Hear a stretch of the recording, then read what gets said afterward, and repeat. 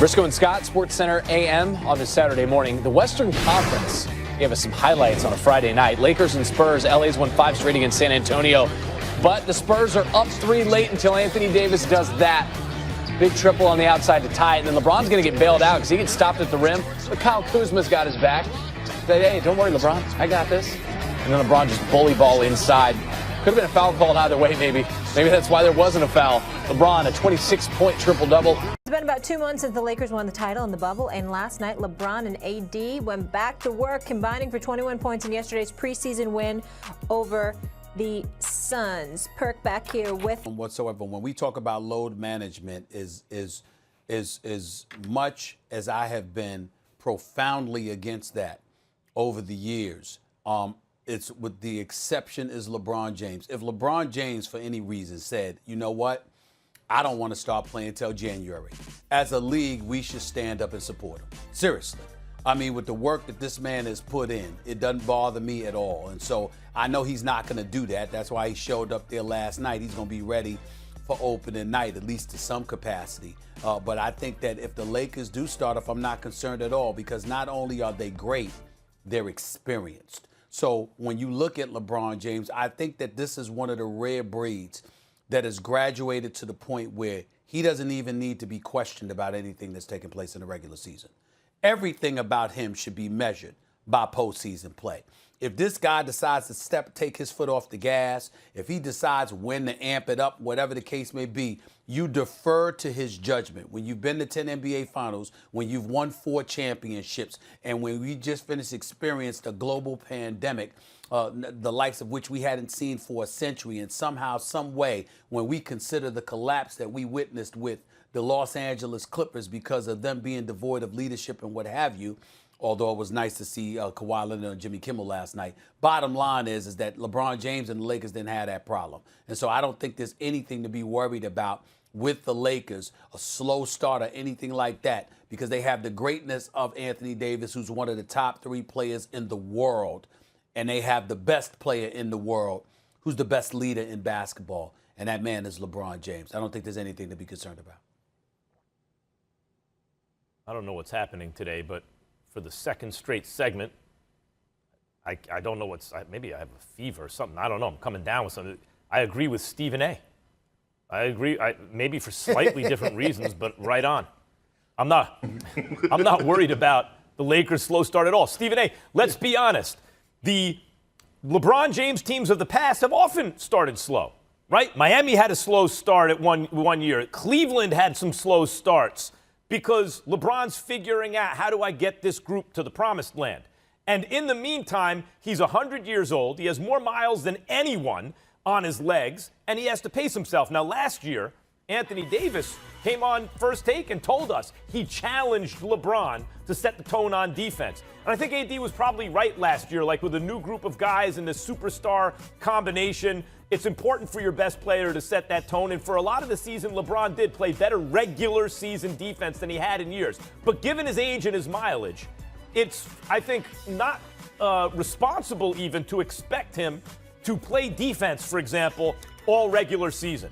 And sometimes the other guys on the team, even if AD's setting that example, slack off a little bit too when their leader doesn't do it, although Montrezl Harrell plays some defense, some other guys will too. The point is, LeBron knows how to pace himself and knows his body. How do I get to be in the playoffs where when I need to put the pedal to the metal, I still got something in the tank? He's usually done that in the past. This past season, he basically kept the pedal to the metal all year. But I wouldn't even recommend that he does that again. He's signed up for multiple years. He needs to pace himself so he's ready to go when they need him most. And if the Lakers get off to a slow start while LeBron's figuring it all out, no big deal, because when the lights are brightest, he'll show up.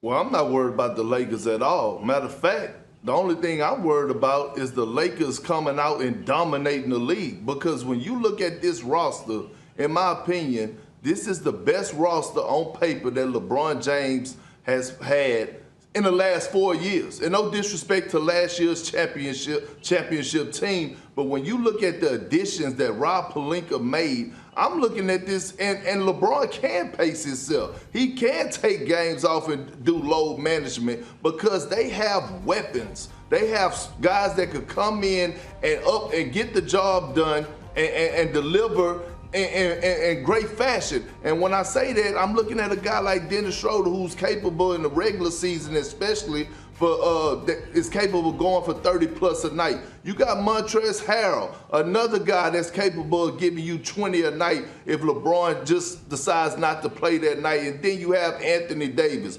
along with Wes Matthews, along with Marcus Gasol, along with Taylor Horton Tucker, who keeps thriving, and even Kyle Kuzma. Although I disagree with his style of play at times, although I disagree with Kyle Kuzma at times on how he plays the game of basketball, one thing about it, when he gets hot, he gets hot. So with the Lakers roster, job well done by Rob Pelinka, I'm worried about them coming out and dominating too early.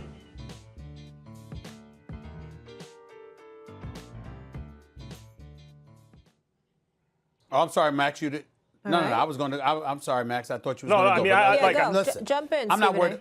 A. I'm not worried. I'm not worried Stephen about A. this Max, so early. Stephen A. and Max, that's how it be. Sometimes y'all get quiet when Big Perk come on here speaking the gospel. Y'all get caught up in what I be saying and loving how I'm delivering this good gospel. And sometimes you just got to fall back and listen. Yeah, that's what it is. First of all, you know better. First of all, you know better. Secondly, respect your elders. Thirdly, and more importantly, that is factually incorrect, Kendrick Perkins. I mean, the fact of the matter is you do drop a lot of science, and I love you to death. But there are some things that you say sometimes I'll be wondering about you, bro. I'll be wondering about you sometimes. Yeah, Not most, not all, but sometimes, yes. I feel sorry for your loss. I feel sorry for your loss because you're not being open-minded. When I tell you certain things, Hey, LeBron, in all your years, I don't know if there's been a time where you've seen the same opponent in the regular season, back-to-back games, and I just wondered what you took out of that from this experience because it's going to keep happening this year a couple times. Yeah, it's definitely a different feeling.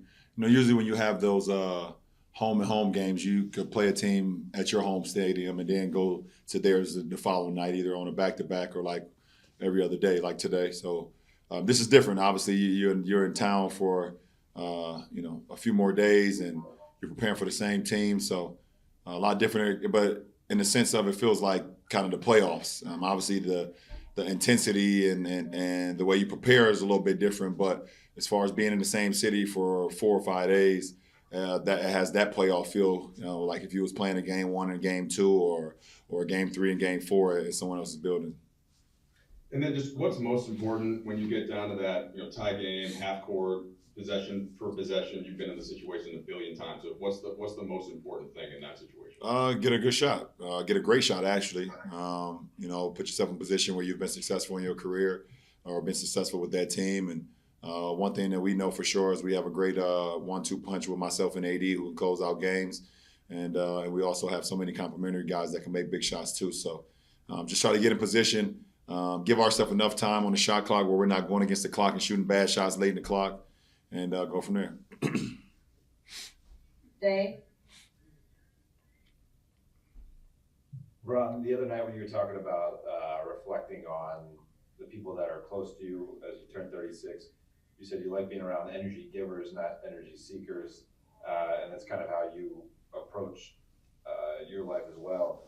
Do you think that dynamic, that characteristic helps in this season in particular, and maybe with your roster makeup, guys having that approach because there aren't the things like drawing the energy from that 2000 fans? Yeah, I mean, we hope we could take that energy, and then when guys are low energy or guys are feeling a little bit down, then we can have the opportunity to bring each other up. So.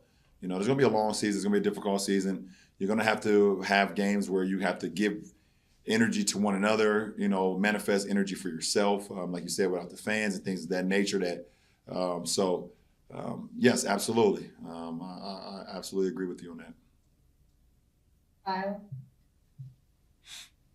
Kyle? Just in terms of getting the urgency and energy out early in this season, where are you guys in terms of just starting a game with the energy that you want every night and getting to that competitive level? Well, I mean, for us, we want to play the right way, both offensively and defensively. And we're getting better and better every game. We do a great job of watching film and being able to take our film sessions and approach it to the game situation. So that's what we want to do. We come out and we want to, have a defensive mindset to make teams score over us, not put them to the free throw line, try to turn them over, but be solid. And then offensively move the ball, share the ball, play with pace, and get great shots. And if we can do that, we're going to be in a lot of games this year. Jovan?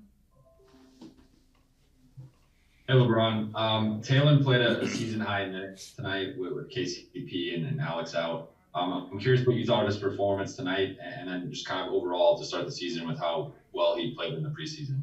Well, I think every game for him is another example of a teaching moment for him. I always live by the phrase, the best teacher in life is experience. And he's experiencing some great moments for himself as a pro. Obviously the preseason, he played extremely well. And then you take another step in the regular season is different from the preseason. So he's going to continue to learn. He's going to continue to get the opportunities because he's earned it. And when he gets out there, he just has to play his game and make plays for not only himself, but make plays for others as well. He has that talent. So, but we don't mind. I mean, the kid is 20 years old. He's going to make mistakes, and we're okay with him, and we're going to live with that.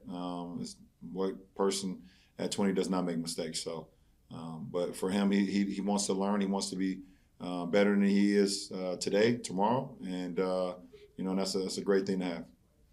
Last two questions. Dan? LeBron. KCP, really since the bubble, has been so valuable to you guys in terms of not just the shooting, but his movement and transition, kind of the way he fills lanes and stuff like that. How much is that confidence that's kind of helped him elevate, kind of just knowing his role within this team? What do you think that's been? And then obviously, what was it like to see him go down and it seems like it wasn't too bad, but it looked a little scary. Yeah, I mean, his confidence is at an all-time high. He knows what his value is to this team, and he knows what he's about. And what he brings to our team is perfect in his role. A guy who's a catch-and-shoot three-point player, a guy who's a great cutter, great in transition, and also could just get, just a lot of movement, getting defenses shifted because of his speed. And so it works for our team perfectly. So, when you have that confidence in yourself and it trickles down to the team, we know how big of an asset he is. And obviously, hated to see him go down tonight and was just hoping for the best, which it is. It is the best case scenario with the turn ankle, and we should have him back in no time. Last question, Alfredo.